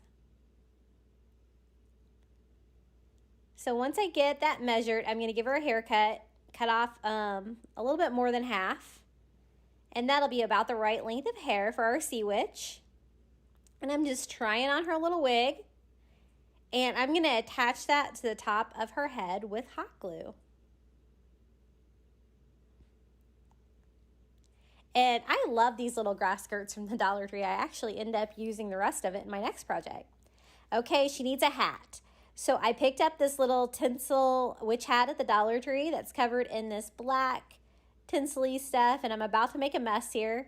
When I first went in with scissors and I cut off all the tabs around the ring of the rim of the witch hat because I don't need those on there, and then just pull off all of that black sparkly tinsel. And we are going to replace that with rope. So this is that brown rope from the Dollar Tree. This is the thinner one out of like the 3 sizes. And I'm just going to start it on the top of my witch hat by gluing it to the very tippy tip of the witch's hat. And then wrap it around. This was so easy. It was such an easy shape to wrap because there was no crazy shapes happening. It was just round. So you just wrap it around and around until you run out of rope. And I get about that far on one package. So I'm just going to trim off the tape at the end and hot glue that down. The tape is nice for raveling, but it would be visible if I left that on there when I glue it down. So I'm going to trim off the tape on the next piece, and I'm going to go around the brim of our hat. And this one I'm actually using a little bit more hot glue as I go so that it stays down and stays in place on that brim of that hat. And this is going to be the perfect hat to go with that burlap dress that we made her.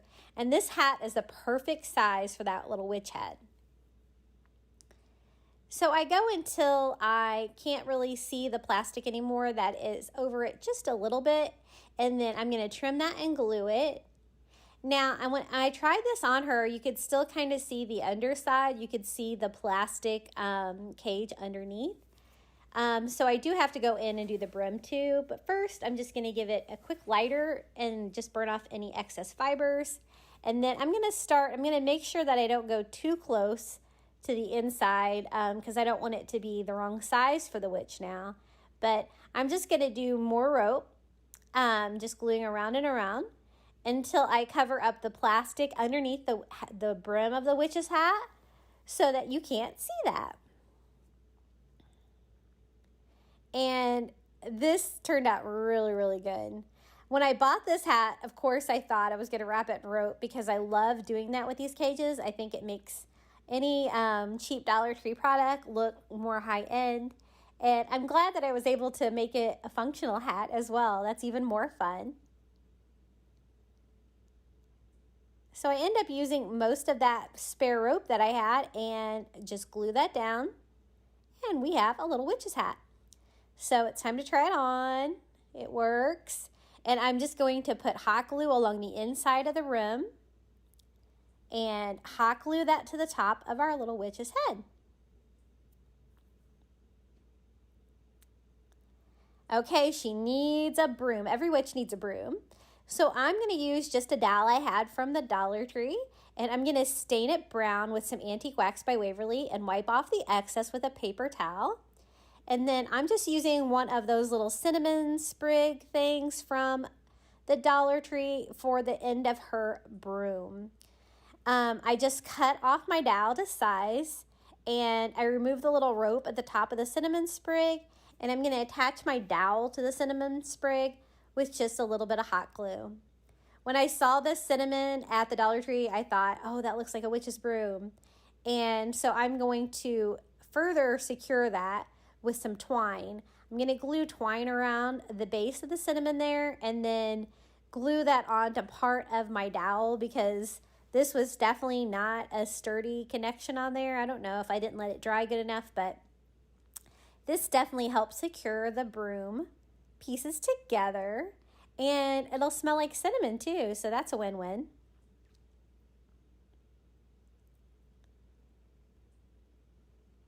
And I am just going to hot glue that. I end up using a little bit more twine than I thought I was going to need.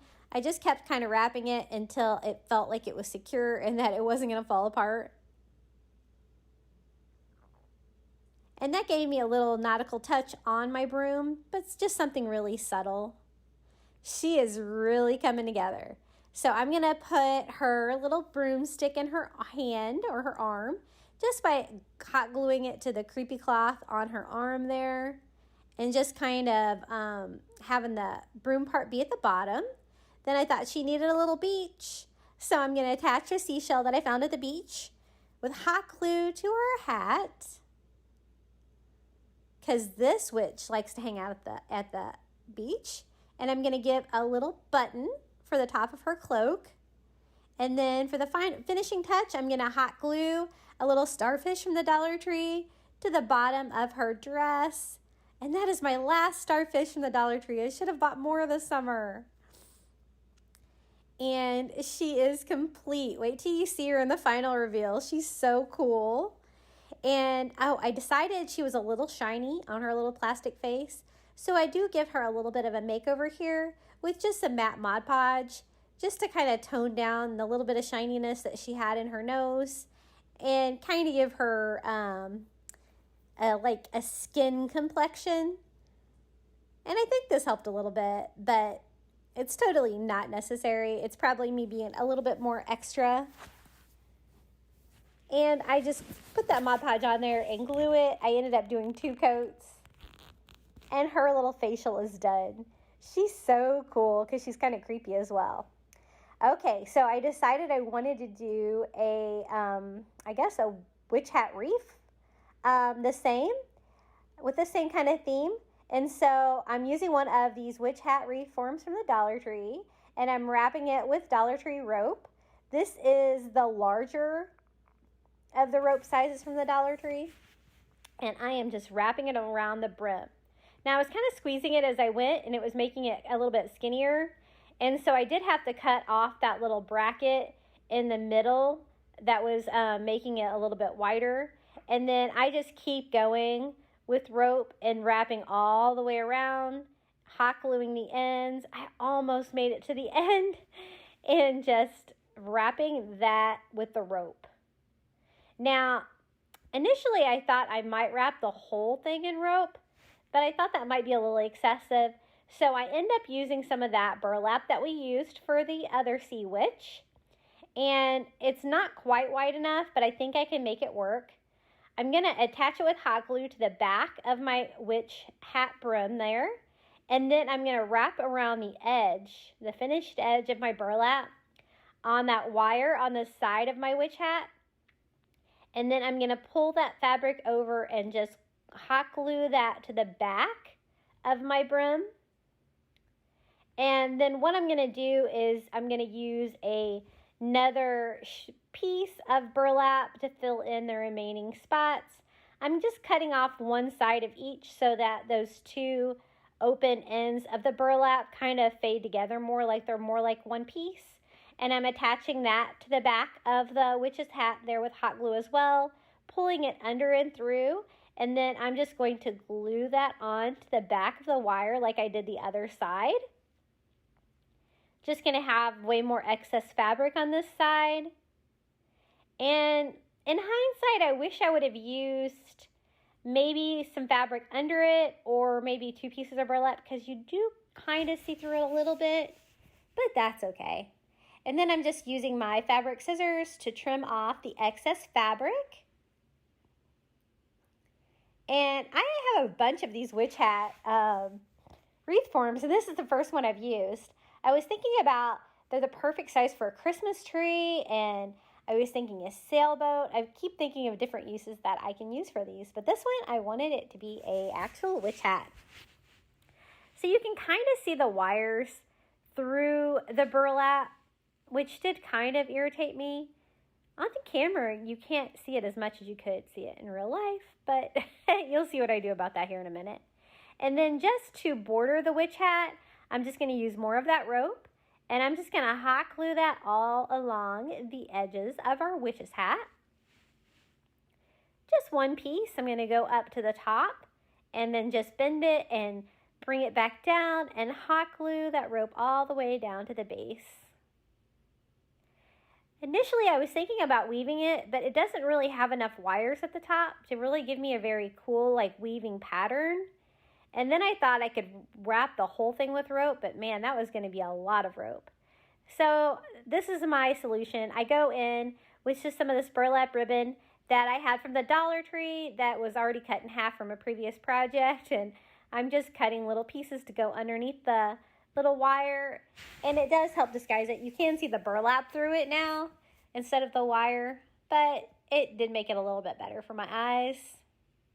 And just attaching that with a teeny tiny amount of hot glue so it doesn't go all the way through. Now, our witch needs hair. I'm going to make this look like it's the back of her head. So that piece of that grass skirt, that child's grass skirt that we had left over from the last project is the perfect size for the back of her head.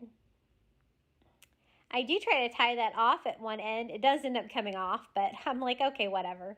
And I'm just going to hot glue that onto the back of the witch's head. And it's going to be like you're looking at the back of the witch, and this is her like flowing raffia hair from behind. And I think that gives another touch of coastal to our little sea witch. Now, I think that her hat needs a beach makeover, so I'm going to use one of these sand dollars from the Dollar Tree. It's my last sand dollar too, guys. I don't know what I was thinking. I should have bought everything they had this summer. And I glue that on, and then I tie a simple piece of twine together and hot glue that to the tip of my hat. It's not a very heavy wreath, so I think that's going to be fine to hang it. And then I went through my seashell collection and picked out some really unique looking cool seashells. And I am just going to glue those with hot glue onto the brim of her hat like she has been to the beach and she's decorated her entire hat with its seashells. At first I thought I shouldn't decorate it because it looks like it's supposed to be the back of her head, but I couldn't resist. I thought she needed seashells. And so I just kind of line the entire hat with unique different seashells. One more for underneath the sand dollar there, and she's complete. Okay, it's final reveal time, guys. Here is our little sea witch. She looks kind of creepy, kind of beachy. And I have her next to one of my sand pumpkins. I made that years ago just by taking a pumpkin from the store and covering it in glue and covering it in sand. And so that looks really cool next to our little sea witch. She has her little rope hat with her seashell. She has her creepy, creepy green face with her little raffia hair. And she has her burlap dress with that creepy cloth cloak, complete with like a little starfish. And of course, every witch has to have a broom. I think she turned out really cool. You guys are going to have to let me know below what you think of her. And here is our little sea witch hat made out of rope and burlap and some of that grass skirt for her hair. I'm so glad I decided to give it hair. I think that looks really cool. And then I hot glued lots of seashells onto the top of her hat just to give her a little bit more beach. And this is how it looks up close up. You can kind of still see the burlap through there, but I think that looks better than the wire. And here's all the seashells we put on her hat to decorate it. And I think this is a really cute piece. It's very subtle, but it's very coastal Halloween. Which project was your favorite today? And up next, we have these awesome coastal Halloween signs using supplies from the Dollar Tree. This little welcome sign that I got at Dollar Tree and make it perfect for my entryway. Now, I spend a lot of money on chalk paint, so I'm going to try making my own. I got this recipe online. I will post a link to the blog. And I got this calcium carbonate on Amazon. I got 2 of those big bottles. It was cheaper to buy 2 at a time. And I can post a link below for that as well. So the recipe is 2.5 teaspoons of calcium carbonate, 1 tablespoon of water, and then your entire 2-ounce container of acrylic paint. And just mix it all together and you have homemade chalk paint. And this is definitely a cheaper way to do it. You can get those little 2-ounce containers of acrylic paint for either 50 cents or $1. And I love this turquoise color from Target.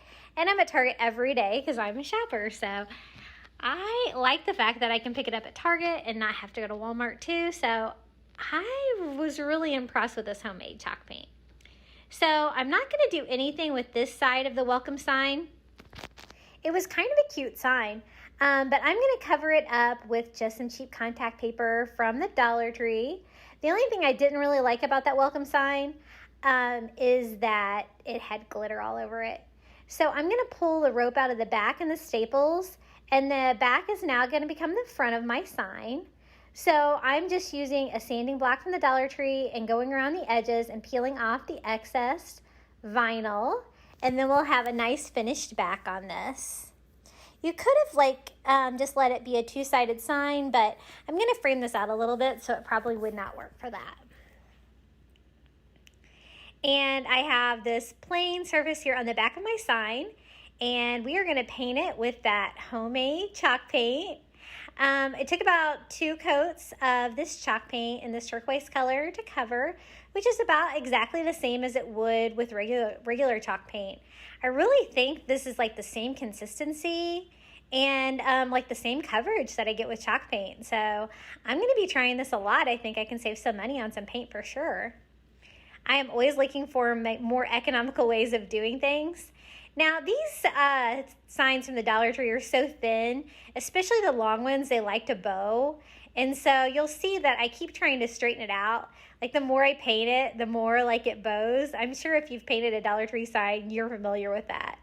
So my solution to that is to iron it. I'm just using my Easy Press because I had it there and some wax paper, but you could totally use an iron. And I find that when you apply heat to these, they're really easy to flatten these out. And I wanted to frame this out, but I just couldn't have it be bowed the way that it was. There was no way it was going to be able to hang straight on my wall or hang flat. So I just ironed both sides, and it is flat as can be. Okay, so I want to make a welcome sign, and I got these little bones at the Dollar Tree. I got 2 packages of them. They have little bones and big bones mixed together. So I'm just using the large bones for the long parts of my letters and the short bones for the short parts of my letters. And just spelling out the word welcome. I don't know, ever since I got these, I thought, oh, I should make a welcome sign out of these. I don't know why, but they were just screaming to me that I needed to make a welcome sign. So this sign is going to be for my entryway area of my house. And so it would be perfect to say welcome. And it's going to totally go with my coastal decor I have in my house. And so what I'm doing is just trimming the small bones so that like they'll only have one side. Like at the O, I cut off both ends because they're kind of going to need to tuck underneath the bigger letters. But I just keep trimming off usually one side, and so that the letters will sit correctly. On the W and the M, I cut off both ends on one and then one end on the other. So I'm going to make some more of that homemade chalk paint. And I used these 2 batches on everything we used today, and I even have some left over. So again, 2.5 teaspoons of calcium carbonate powder, 1 tablespoon of water, and your 2 ounces of acrylic paint. This is ivory acrylic paint, and I am going to use a little chunky brush from the Dollar Tree, and I'm going to paint all of our little bones. I'm only going to worry about painting the top because that's all you're going to be able to see. And I will be gluing the other side down to the sign. I'm just doing a very light, kind of distressed looking paint job. That way I won't have to go back and distress them. and I just kind of want them to look more skeletal. And I find that any of the skeletons or skeleton bones from the Dollar Tree are very brown. So I wouldn't have had to do this step if the bones were a little bit better color, but that's why I did it. But you totally don't have to do it. But I love that ivory color against that turquoise. I think it really pops. And then I'm just going to go in and carefully hot glue these all on. Yes, I burnt myself on the W, but I learned my lesson. And I was much more careful here on the rest of them. So I'm just going to go in, and the larger bones were easy to glue down, and then the smaller bones I would kind of tuck under them and up against them when I glued them down. So it kind of looks more like one piece and not like all these different separate bones. And I just keep working along and hot gluing down as I go, one bone at a time, to spell out the word welcome. And I really kind of wish the sign was a little bigger, but you're kind of limited by the size of the signs at Dollar Tree. At least it's a nice long sign, so it should work. And my plan is to hang this above my entryway table. I have that wonderful sea witch there that I crafted the other day. If you haven't seen it, you'll have to go back and watch my other video. I made a sea witch with supplies from the Dollar Tree out of a little traffic cone. So I have a lot of skeletons too. So I want to try to display it all. And this is what we're going to use to frame the welcome sign with. I wanted to feel very coastal. So I thought this white coastal rope from the Dollar Tree would be perfect. And one package of this was plenty to go around the whole thing. I'm just doing a bead of hot glue on the very outside edge of my sign and gluing that rope down. And it's going to give us a really fun nautical frame. I thought about cutting some wood and framing this out, but then I thought of rope, and I thought rope would actually go with the nautical theme even more. So I'm just wrapping that one piece of rope all the way around and hot gluing it to all four sides. And we have our little welcome sign. Now my plan is to hang this, but it's going to be kind of part of a bigger sign because I want to hang fishnets from the bottom of it.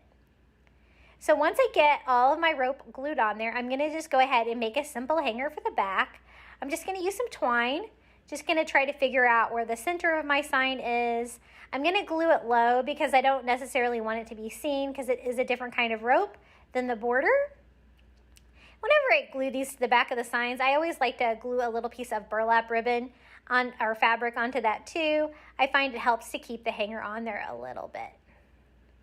So here's that fishnet from the Dollar Tree, and this was in with their summer stuff. I do have like 2 Dollar Trees, I think, that still have summer stuff, and you can still find some of this kind of stuff, so that's cool. And I am going to hot glue one corner of it. I ended up cutting about half, and that's what I attach here. I do go back and use the entire net on this because I do decide I want it to be longer.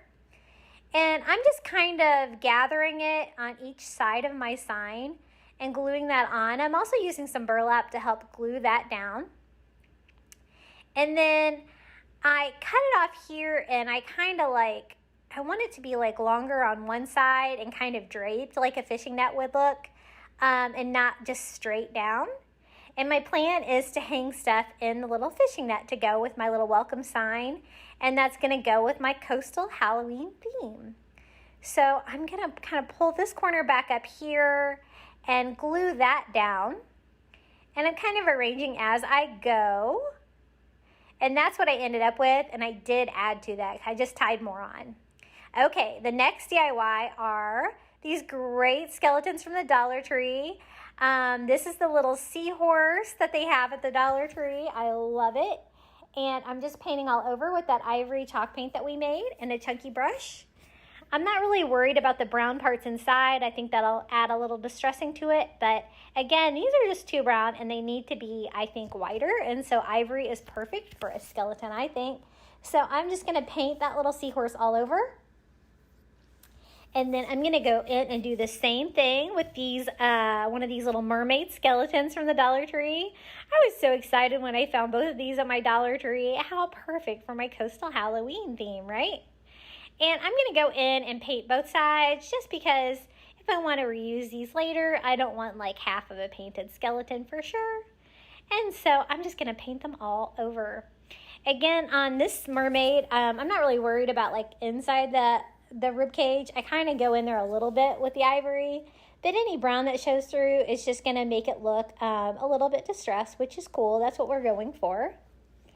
So just one coat of that ivory chalk paint that we made on our mermaid and our little seahorse. And I thought these would be perfect to hang in that little fishnet on the bottom of our little welcome bone sign. Now I'm going to go back in with some Antique Wax by Waverly and a chunky brush and just distress it a little bit just to make it look a little bit creepier. And I end up using 2 of the little seahorses, and the other little seahorse I'd already painted with ivory chalk paint by Waverly and distressed it with Antique Wax. And you know, when I compared the 2, they looked exactly the same. So I'm just going in with my black paint pen and coloring in the eyes. I think it makes them look a little creepier, and the rest of my skeleton collection is like that as well. And then I thought some of these metal signs might be good. I end up using the Beware one and hanging that in the net as well.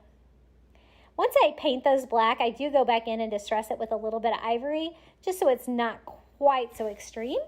And then I also got this little bat from the Dollar Tree, and again, I'm just going to give him a coat of that ivory chalk paint as well to brighten him up. I don't actually distress him. I think I forgot to, but that's okay. He looks pretty cool. And I'm going to hang him upside down from the net, and I think that's going to be like enough pieces like hanging in the net, and it's going to look really cute on my wall. So once I get him all ivory, I just go in with a paint pen and do the same thing on his eyes, paint them black, and then go back in and distress that a little bit, and he's ready to go. Again, I love these little skeletons from the Dollar Tree. What a great bargain. They're just kind of the wrong color. Okay, the next project, I wanted to make 2 hanging signs to go down each side of the sign we just made. It wasn't quite big enough, and I kind of needed more things, so I'm just going to make these little Boo and Eek signs. I'm going to use a combination of these little MDF board signs and some of the galvanized metal Halloween signs, and try to make some long hanging sides for each side. So I'm using that same ivory chalk paint that we made, and I'm painting all over on the Boo and Eek. There's lots of like inside parts on this, and I got good coverage on the front, but on the sides I kind of just did a really sloppy coat and it kind of looked distressed, but that's what I was kind of going for. Now I'm going to use one of these galvanized metal jack-o'-lanterns and galvanized metal witch's hat, and I'm going to attach them all together with rope and just have like a long hanging sign. Now the little rope that was on the Boo sign wasn't, so I am just replacing that with a little bit of a longer twine. And these Boo and Eek signs are really thick, so I can definitely use my staple gun on these, and I'm just going to staple the twine on there, and then I'm just going to hot glue that twine onto the metal sign. If you want, you could always poke another hole in there and tie that on, but I thought hot glue would work fine, and it totally did. And again, I just put a little burlap over that seam. And then I'm going to do the same thing. I'm going to have the witch's hat hang underneath the Boo. Just trying to figure out what's up and what's down on that sign because it's kind of like off-centered. But then I just simply stapled that on. And this is the sign we're going to do for the other side. We're going to do the same thing, except we're using the little galvanized metal skull and the galvanized metal ghost, which is so cute, and the little Eek sign that we just painted ivory. And so again, I'm just replacing the twine on the Eek sign with a longer piece, stapling that on, and then hot gluing that to my skeleton. I used the skeleton and the jack-o'-lantern for the top because they both had 2 holes coming out of the top. And the 2 that I used for the bottom both had 1 hole. That way that it would kind of hang better. And just stapling the ghost on to the bottom of our Eek sign. Easy peasy. Okay guys, here's the final reveal. Here's our welcome sign made out of bones with our fishnet, our mermaid, our beware, our seahorses, our bat. And I have it all hanging above my little sea witch that we just crafted the other day with her little black cat, a shark, and a sand skeleton we had there. And here's our little Eek sign with a metal skeleton, the white Eek. I did the letters, the words in white because I wanted them to kind of match with the skeletons and allow that beautiful turquoise sign to really pop. And here's the sign for the other side, the jack-o'-lantern made out of metal, the boo and ivory, and the little witch's hat too. So this is my entryway. It's perfect for Halloween. It's all ready. This is kind of how it all looks together. And this is how I have the top of my table decorated.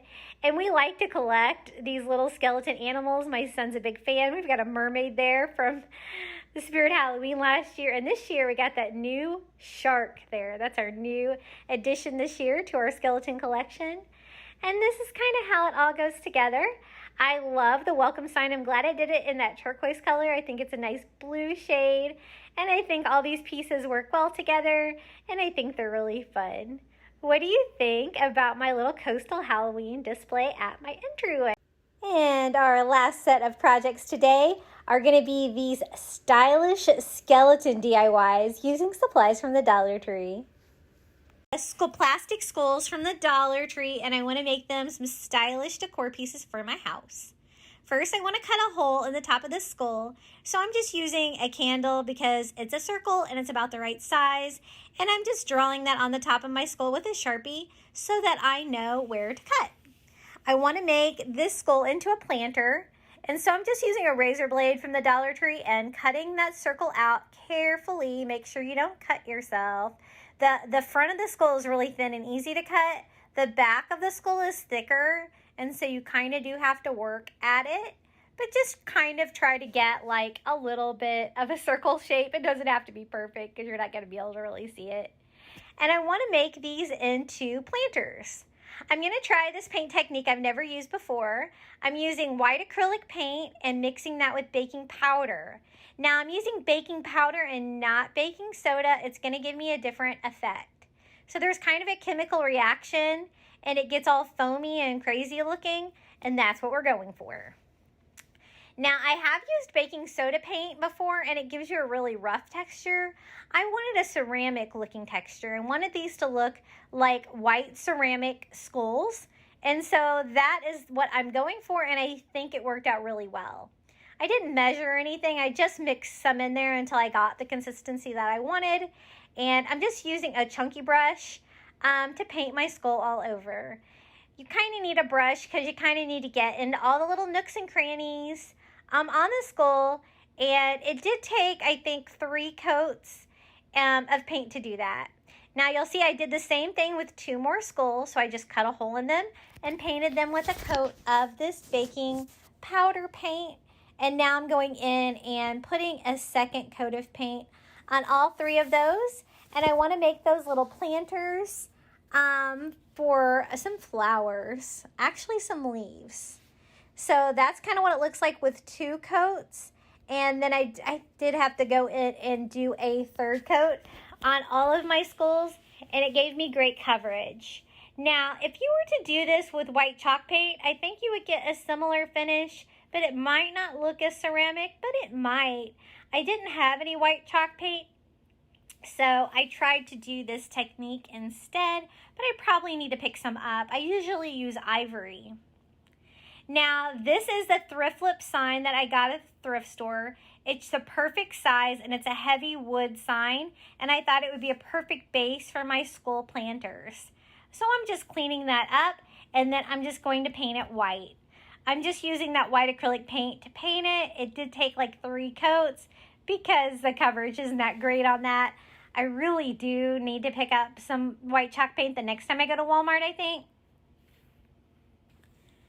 But this is going to be a nice heavy-duty base for my skulls. And again, you can use whatever you have or whatever you can find for this. But I think the base totally ups the project. I think it really helps it out.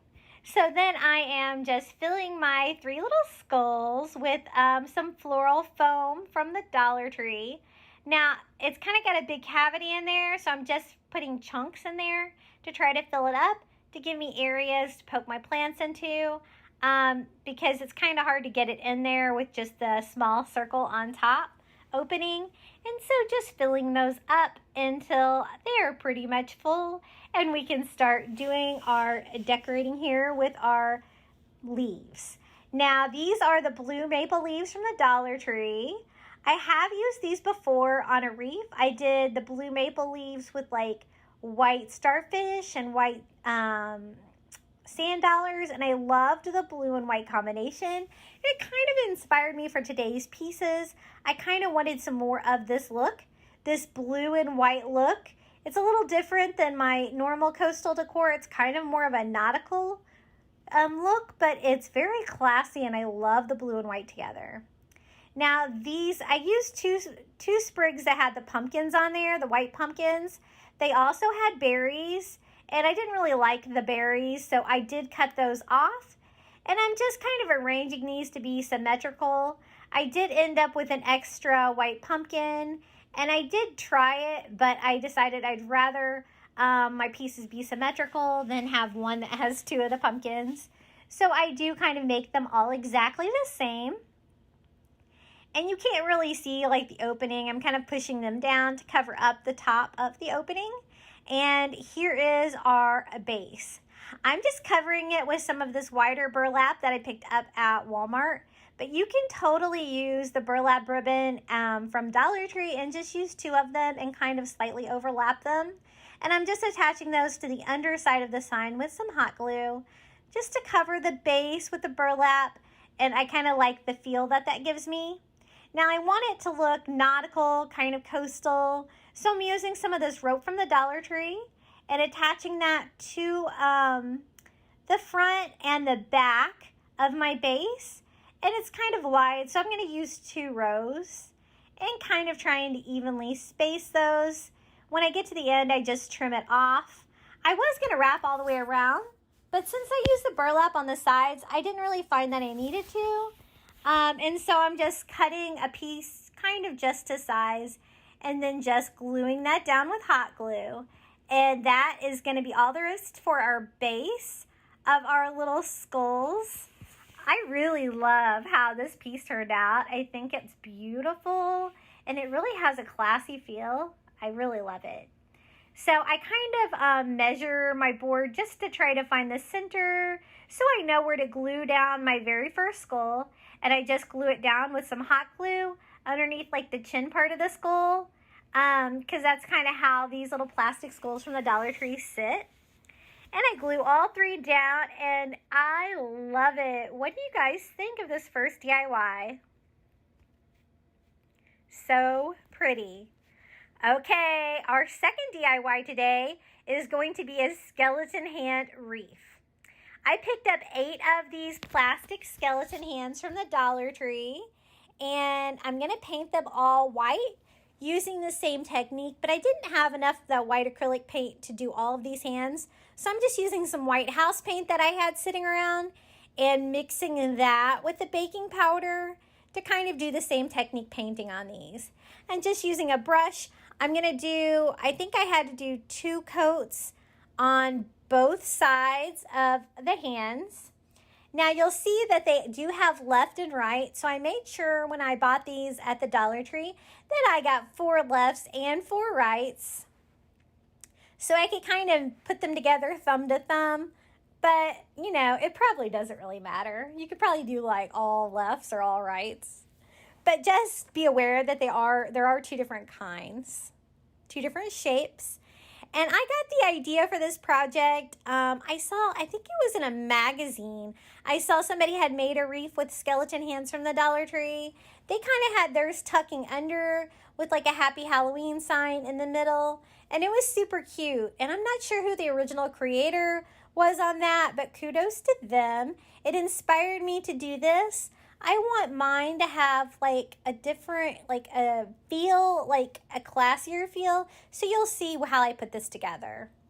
Now, if I were to do this project again and I did not live in Florida, where spray paint never dries, I would use like a matte white chalk paint or a matte white or a chalk paint spray paint and just spray these because it'd be so much faster because the painting did take me a while on those.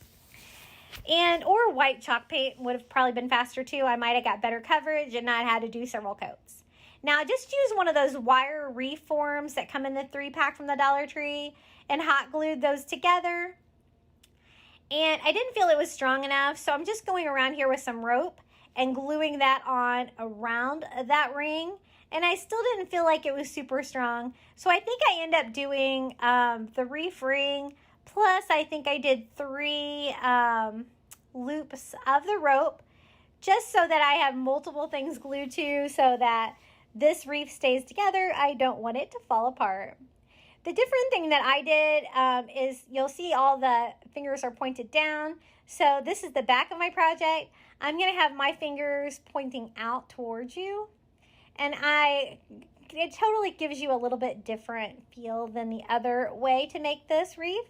And if you didn't have the wire ring, you could always use like a wreath form from the Dollar Tree and just glue the 3 like parts of the wreath to the back of that. Now, I got one of these from the Target Dollar Spot. It's just a little wreath ring. They're $3 at the Target Dollar Spot. And I really liked the vibe of this one. And I'm just tying that on to my wreath with some twine, with a long piece of twine that can double as my hanger just by tying it off at the top. Then I also tie that to the bottom with some more twine to make sure it kind of lines up properly. But I think it's kind of surprising to have like this wreath with the skeleton hands peeking out from behind it. Okay, it's time for our last project today. I want to make another one of these ceramic skulls. So I'm going to use the same technique for one of these plastic skulls from the Dollar Tree. And I'm going to cover it with some of that white acrylic paint mixed with the baking powder. I did like this technique. It did take lots of coats to cover, but it does definitely give you like a ceramic feel. But if you're short on time, I would just say use white chalk paint from Waverly. And then I got one of these candle holders from the Dollar Tree. I think this one was previously black maybe, and I painted it ivory. So now I'm giving it a coat of that white too, just to make it the same color as my skull. And then I'm going to attach my skull with some E6000, but mostly hot glue holds it down for right now. I did have some problem there. My hot glue gun was not ready. And I'm just gluing that down, and it is pretty secure. I hope it stays on there because I worked really hard on this project and I don't want it to fall apart. So I'm just touching up the paint a little bit there, and I wanted it to be like a textured, like beaded skull. So I'm using this diamond mesh wrap from the Dollar Tree, and it does happen to be blue. It is like a light blue stone. And it's not really the vibe I'm going for this project, but I think I can make it work. Now, I started with just one strand. I'm just cutting them into strands. And be careful to make sure that you leave the adhesive on the back of it so that you can use that to stick it down. And I went down kind of in between the nose, and then I'm doing one strip at a time until I get to an area of like the eyebrow area that was straighter, and then I could use like 3, and then I kind of moved to 2. You can kind of see how many rows you can do, and this stuff is kind of flexible, so when you're working around like the curved surfaces of the skull, you can kind of bend it as you place it down, and it'll make it line up properly. And I'm just kind of doing as far as it goes in the back. You can't really see underside of it too well to make sure it's all level, but I do go in and try to fill up any holes. And I'm just doing it kind of like a skull cap. I'm not going to do the face. When I get to the side, I just kind of have to be creative. And I just start using that diamond mesh and trying to cut it to size and attaching that to my skull. And there's all kinds of like odd openings here. So I just kind of have to work like either one little diamond or strip at a time until I get pretty good coverage here on the side of my skull. I was trying to find something that I could do to make it like textured. I really want this to look like a ceramic white skull, but I want it to be like very decorative, like a statue. So just filling in all of the white areas, like on the skull cap, with those diamond mesh, and that took me about 30 minutes to cover all of that. I thought about doing the face, and then I was like, nah. But I don't like the light blue stones. I want it to be more of a match with those blue leaves. And so I'm just mixing together some different colors of chalk paint. I used ocean and peacock and ink to give me like a dark blue, like navy chalk paint. And then I'm just using a foam brush and kind of going all over to kind of paint all of those little stones to kind of make them more of a matte, not so shiny, and the right color of blue to go with today's projects.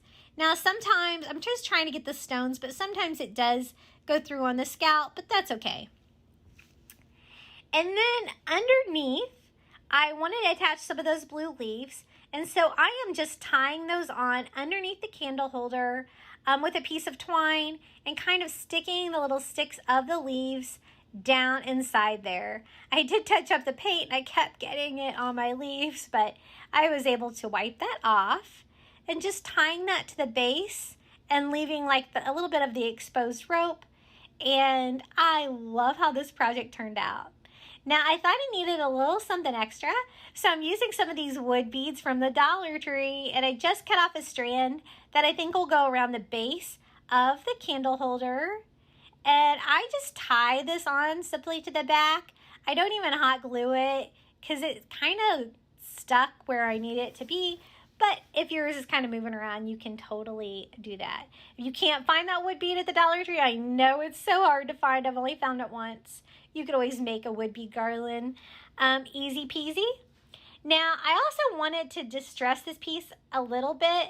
So I am going over all the areas that I painted with that navy chalk paint that we made with some ivory chalk paint and a chunky brush, and kind of distressing it to give it more of a nuanced vibe. Sometimes you can see some of the little blue stones through. Some are navy, some are like light blue with a combination of the blue and the white. Some are white, and it really brought out the cool texture on the top of my skull, and I really love how this piece turned out. It's so different and so pretty. Okay, final reveal time. Here's our 3 faux ceramic skulls using items from the Dollar Tree with our blue maple leaves in the top with some white pumpkins.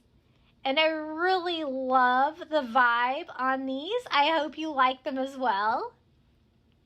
Aren't they pretty? I love the blue and the white together, and I feel it looks really kind of nautical, but very classy at the same time. And then our second project we did was the skeleton hands wreath, which was a surprising little wreath with some skeleton hands peeking out on the sides. Just a very subtle, classy Halloween decoration.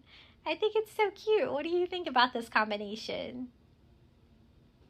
And then our third project we did today was our little skull that we beaded. So this is another ceramic skull using the plastic skull from the Dollar Tree. We put it on a candlestick base. We beaded the entire top of the skull with these little diamond mesh from the Dollar Tree, painted them, added wood beads and some blue leaves as well to kind of tie it into the other project. And it's so pretty. I love how that turned out. That's how it looks next to our little flower piece. Thank you so much for joining me today. Don't forget to hit the subscribe button if you haven't. I would really appreciate you as a subscriber. And don't forget to hit like and comment your favorite project below. Until next time, everybody, happy crafting.